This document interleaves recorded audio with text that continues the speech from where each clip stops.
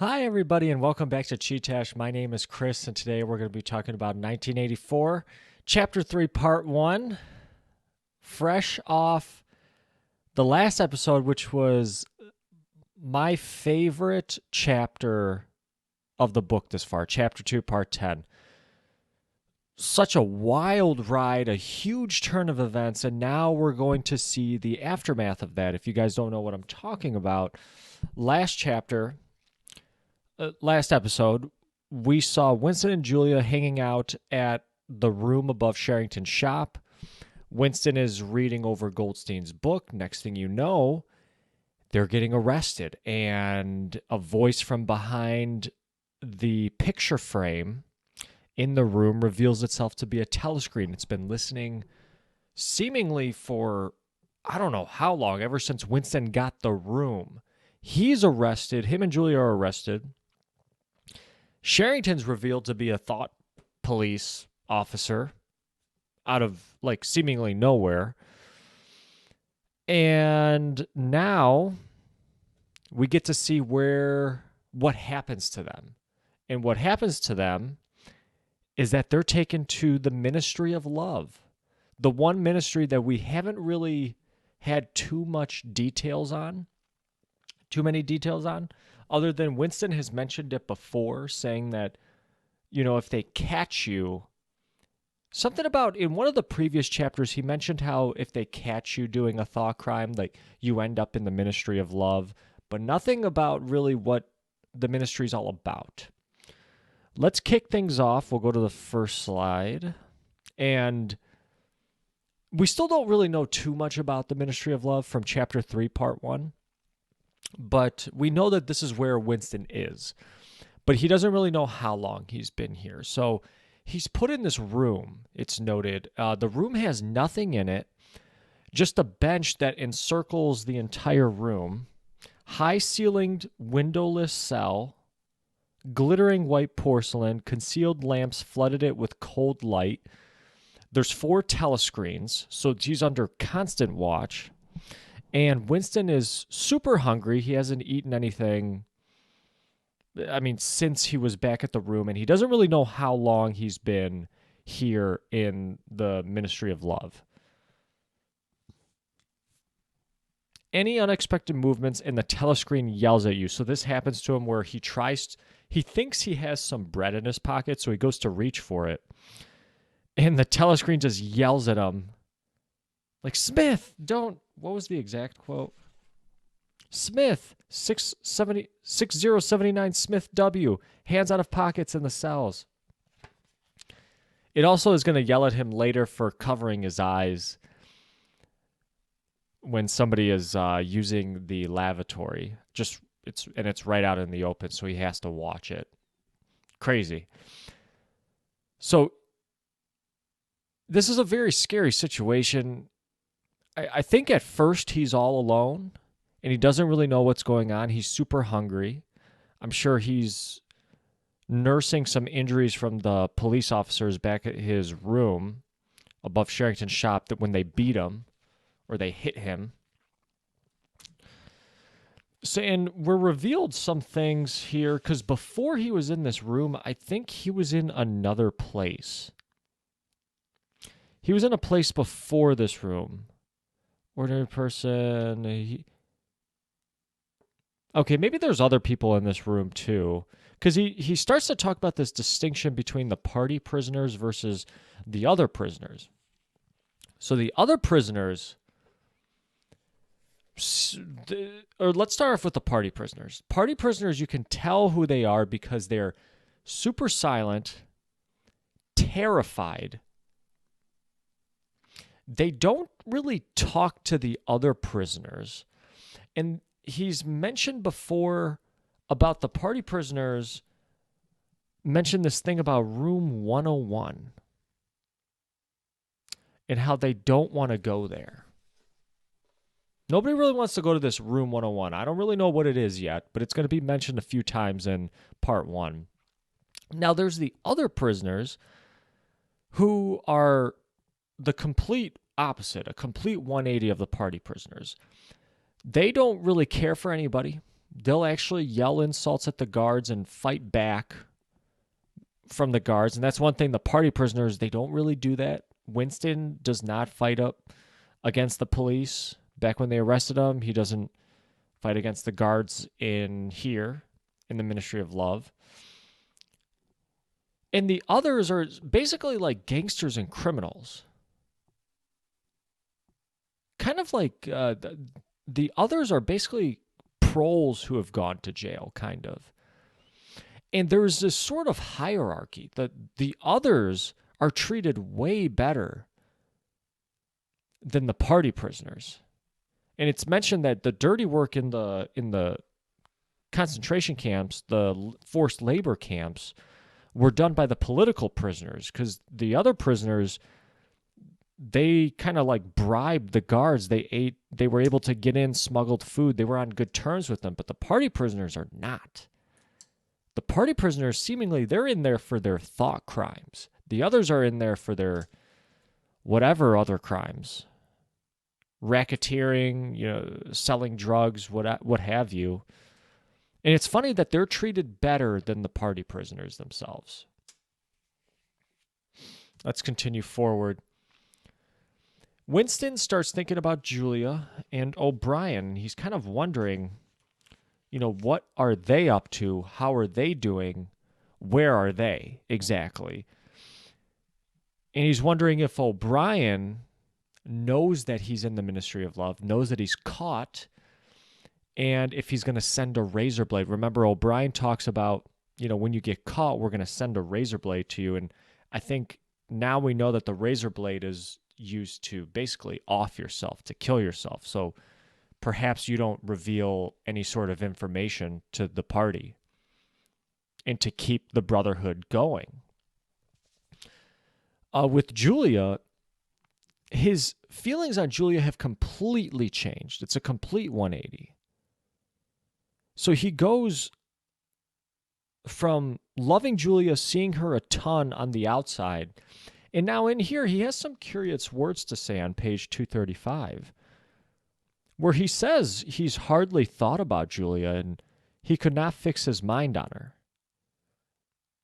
He loved her and he would not betray her. But then he kind of goes back on this and he says, but that was only a fact known as he knew the rules of arithmetic. He felt no love for her, and he hardly even wondered what was happening to her. So I talk about this in the blog post that's going to be released, and there's a link to the blog in the description. He is like solely focused on himself now.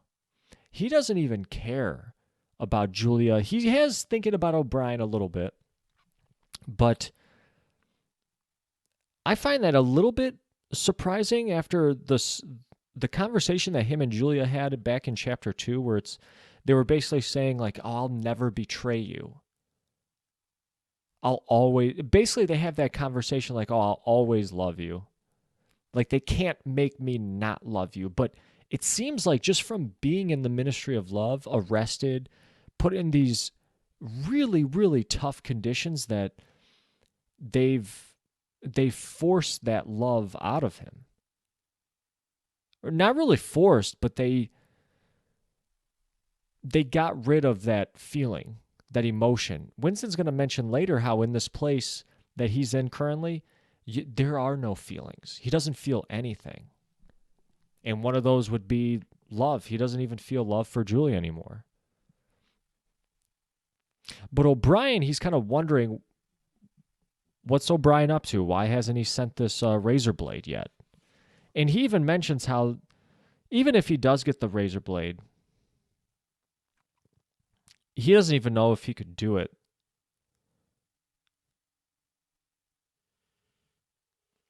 He says, it was more natural to exist from moment to moment, accepting another 10 minutes' life, even with the certainty that there was torture at the end of it. And I don't think he could do it. He mentions how it would cut to the bone, bite into him with a burning coldness. I don't know. I don't know if he could do it, especially what we're about to find out about OBrien. Because OBrien, remember, it's mentioned, he sees it in his dream, and then he mentions it to O'Brien when he meets him at his house about they're supposed to meet in this place with no darkness. And he's noticing the room around him and how there's no windows in the Ministry of Love, and the lights in there have not shut off, and he doesn't think they'll ever shut off. So he's starting to think this is the place where him and O'Brien are going to meet, the place with no darkness. Well, next thing you know, a couple cast of familiar characters arrives. We have Ampleforth arriving. And if you guys remember, Ampleforth, who's a poet, we get introduced to him very briefly back in chapter 2, I believe. Very briefly, Winston sees him in the canteen. Not much is mentioned to him other than that. Like, we know more about Parsons and Syme as far as the characters talked about when Winston goes to the canteen, the lunchroom, basically, of the Ministry of Truth. So Winston sees him in the prison. And he's kind of wondering, like, what are you in here for? And Ampleforth doesn't notice him at first, but Winston finally gets his attention, asks him what he's in for. And he's in for the only thing that all the political prisoners seemingly are in there for.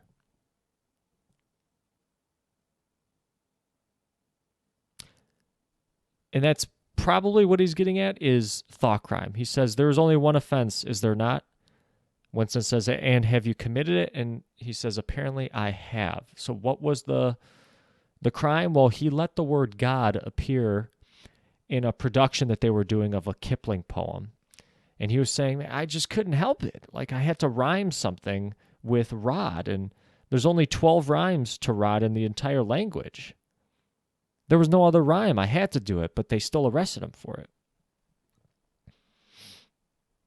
Next thing you know, some people come in, some guards, police officers, what have you, and they mention to Ampleforth, room 101. So he gets taken to the room that everybody's kind of talking about and doesn't really want to go to. I guess we don't really know that nobody wants to go to there yet, but we're going to find out shortly that this is a place that you don't really want to go. Next thing you know, Parsons arrives. Remember the guy who was a spy in his youth, was putting on community hikes, was like a really good party member? Winston said that they would never kill him. They would never. Syme they would kill, but Parsons they would never kill because he was too dumb for his own good. He just willingly took everything, nothing with a grain of salt, believed everything the party said. He's in there.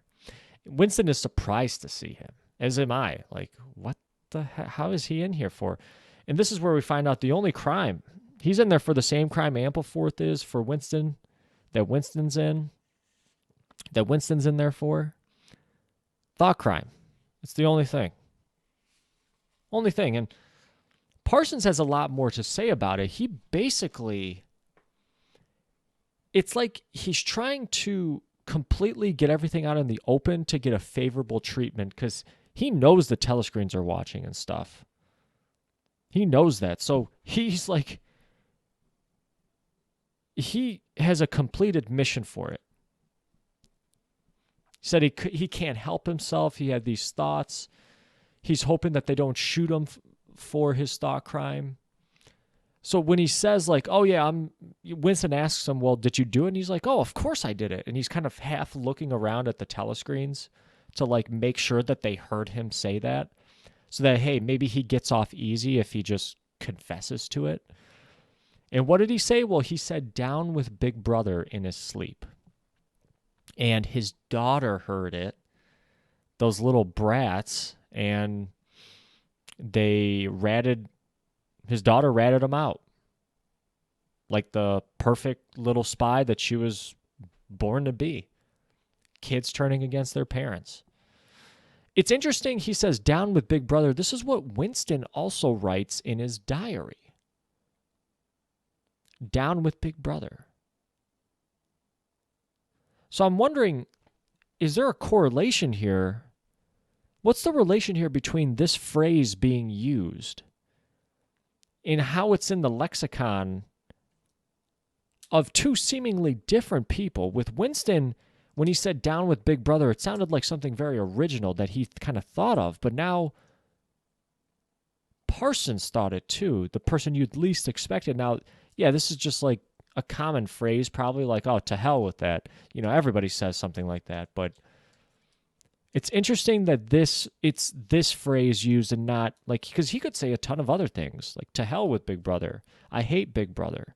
He says down with Big Brother. Something to think about. Next thing you know, Winston meets the Chinless Man and the Skullfaced Man. So they're brought in. The Chinless Man is this guy, toothy face, super twitchy. Winston describes him as a harmless rodent with fat mottled cheeks, and he almost thinks that this rodent of a guy is storing food in those cheeks like a chipmunk or like a squirrel would do that. A chipmunk would like store nuts in his cheeks. The skull-faced man is like the complete opposite. Completely emaciated. He looks starving. His eyes looked murderous, and he's not talking. He's not really moving around a lot, keeping to himself. And what ends up happening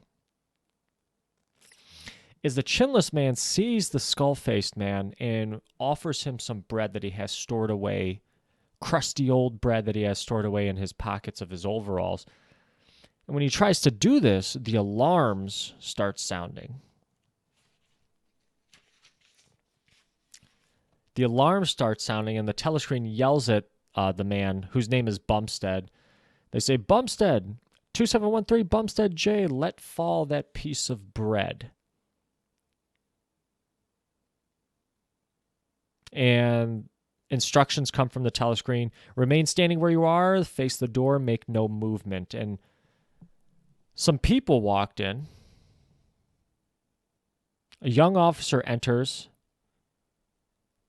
and then a stumpy guard enters behind him. And they're going to point to the skull-faced man. And they're going to say room 101. And here's how we know that room 101 is probably not a place you want to be. Because the skull-faced man goes from quiet, silent, murderous eyes to now he flings himself on his knees on the floor with his hands clasped together, and he's pleading with the officer, you don't have to take me to that place. Haven't I told you everything already? What else is it that you want to know? I'll confess to anything. So he doesn't want to go there. He's begging not to go there. And this is how we know. I don't think you want to go to room 101. I don't know what's in there yet, but I don't think you want to go there. And I find it interesting that they send the skull-faced man in there and not the chinless man. Now, the chinless man just provoked the telescreens to yell at him.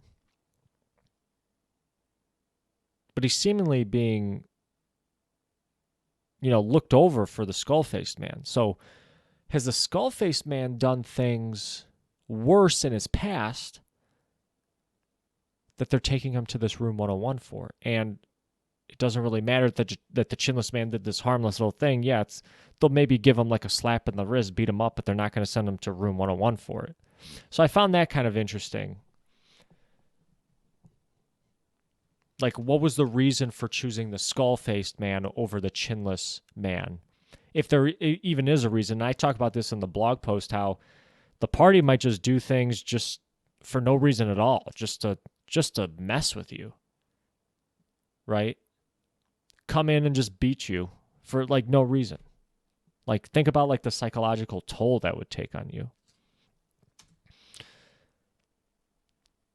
So this is what I was just mentioning. All of a sudden, the skull-faced man is starting to show emotion when he's told he's going to room 101. He doesn't want to go. He'd rather starve or be shot, he says. He says they can take his family. just as long as they keep him out of room 101. But then finally they drag him out of there. It takes like multiple officers to drag him out of there. And he's taken away. Taken to room 101. Next thing you know, OBrien walks in. OBrien walks in on page 245. Yep. 245. And Winston is kind of surprised at this. He starts at his feet, and he just yells out. He doesn't even care that the telescreens are around him at this point if they're going to yell at him again. He just says, "Oh my gosh, OBrien, they got you too." But I don't think Winston notices OBrien doesn't come in as a prisoner. He's not in there as a prisoner. He's in there with a couple guards on their side.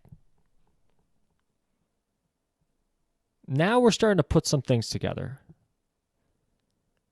I don't think OBrien was ever on the side of Goldstein, ever.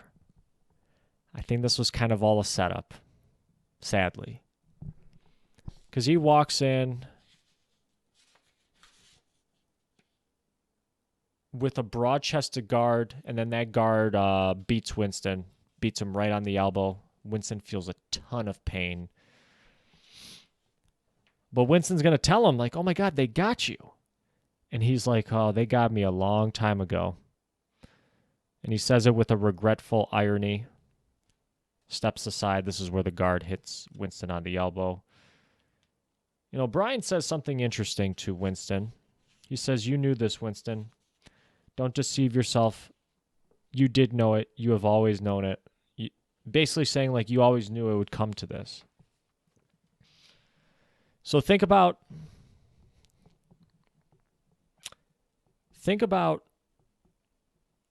Winston always, he had that dream about OBrien where he said they would meet in the place with no darkness.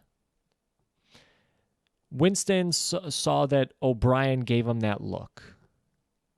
Winston just went on assuming that OBrien was on their side when he met him at the house to go get the new edition of the dictionary.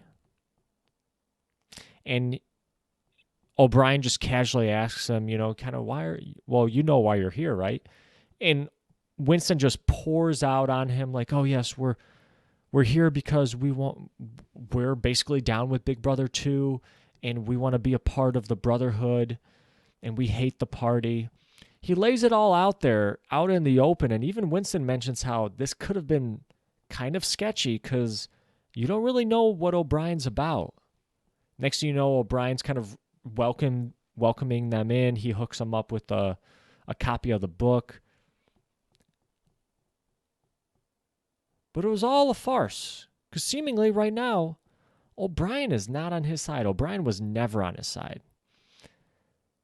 And perhaps OBrien did things like, you know, give him that look and invite him over to his house to basically get him to confess to his crime. And then shortly after that, they arrested him in Sherrington's shop when he was reading the book. Yeah, I guess it was all a ruse, all a facade from the very beginning. And Winston, he says to Winston, "You knew this. You knew it. You knew we would meet in the place with no darkness. You said it yourself." And Winston doesn't even argue it either. That's the thing. So it's like, how did Winston know that? How is his dream able to predict the situation that he's in right now? The place with no darkness, and having known this. Like, I write about this in the blog post, how it almost seems like Winston has lived a kind of Groundhog Day scenario where he's living the same scenario, living the same life. Maybe that's why he has trouble with his memory.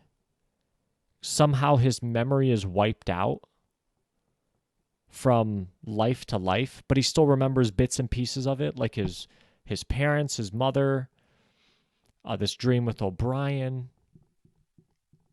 Remember, he correctly dreams about that countryside where he sees Julia in, and then they end up meeting out in that place. Yeah. It's all kind of maybe starting to come together a little bit. We'll see what happens in Chapter 3, Part 2. These are the discussion questions. We kind of talked about a little, actually all of these we kind of talked about.